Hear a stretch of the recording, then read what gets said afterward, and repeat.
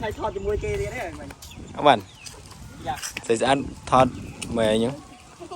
Mình lui. Không cái chai với nhỉ? Nè lui mình đó.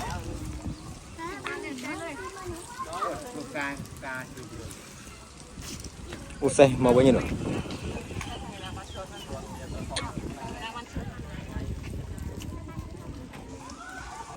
Trung. Vừa nó những mảng người dân vô nó được cái này. Hả? Sai thì choán. Sai. Cái con nó sai rồi.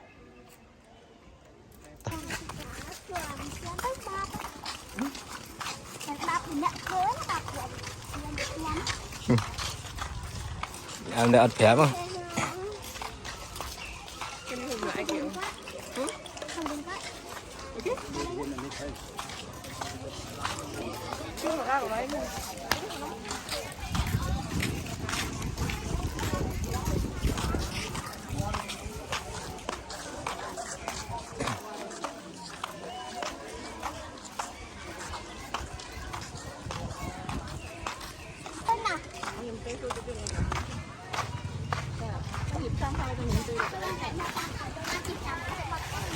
Này, xa khơi mấy?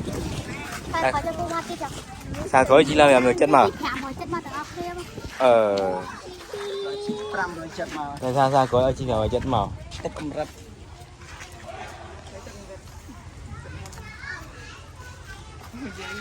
Hết đây. Hả? Cái gài hết đây. Đang hoa trên lên điện. À đây đây.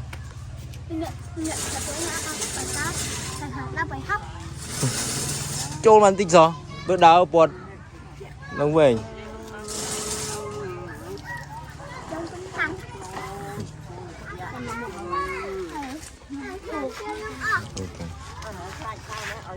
Hút ai xăm cái này cái trời.